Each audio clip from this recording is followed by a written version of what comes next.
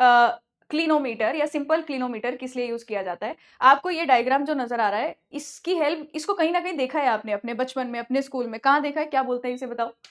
तो आपने देखा है, आप हिंदी में इसे चांद बोला करते थे, आपने उस दिन बताया था मुझे। तो ऐसे करके प्रोटेक्टर जिससे आप एंगल मेजर करते थे, बनाते थे मैम 30 डिग्री का, 50 डिग्री का ना, ये वैसा ही है, ये क्लिनोमीटर है। इस क्लिनोमीटर के सेंटर पर एक धागा लगा होता है और एक मार्कर लगा होता है। ये मार्कर की शेप कैसी भी हो सकती है, ऐसे सर्कुलर भी हो सकता है और एक ऐसा इस शेप का भी हो सकता है, एक मार्कर सा लगा हुआ है। अब आप इसकी वर्किंग ना इसको देखकर समझ सकते हो। अगर मैंने इसको बिल्कुल सीधा ऐसे रखा है, देखो इस केस में, तो ये बता रहा है मुझे यहाँ पर 0 डिग्री, ये बता रहा है एंगल इज 0 डिग्री, यानी कि आप अगर यहां से देख रहे हो एक रेंजिंग रोड को सामने, तो कितना एंगल बनेगा मैम। अगर मैं, अब पहली बात, मैं स्लोपिंग एंगल मेजर कर रही हूँ।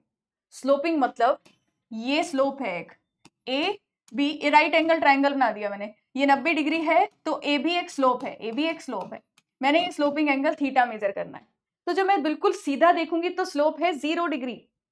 अब अगर स्लोप ऐसे हो गई, मेरा हाथ इस तरीके से हो गया, तो आप इसकी हेल्प से साइट करोगे, वो ऐसे हो जाएगा। तो देखो, जब आप यहां से साइट करोगे सामने किसी ऑब्जेक्ट को जो किसी पर्टिकुलर स्लोप पर है, तो अब ये 0 डिग्री पे मार्किंग नहीं शो कर रहा, अब ये किसी और एंगल पर मार्किंग शो करेगा। अब जितनी मार्किंग ये शो कर रहा है उतना आप मानोगे कि अप्रोक्सीमेट उतना स्लोपिंग एंगल है थीटा।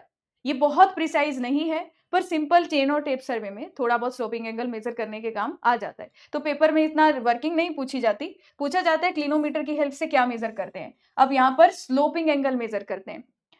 गलती पता क्या होती है, आप बोलेंगे वर्टिकल एंगल, हॉरिजॉन्टल एंगल, उस टर्म में नहीं बोलना है, आप बोलेंगे सिर्फ स्लोपिंग एंगल मेजर करता है। बाकी के एंगल हम थियोडोलाइट पढ़ेंगे तो आपको और चीजें क्लियर होगी।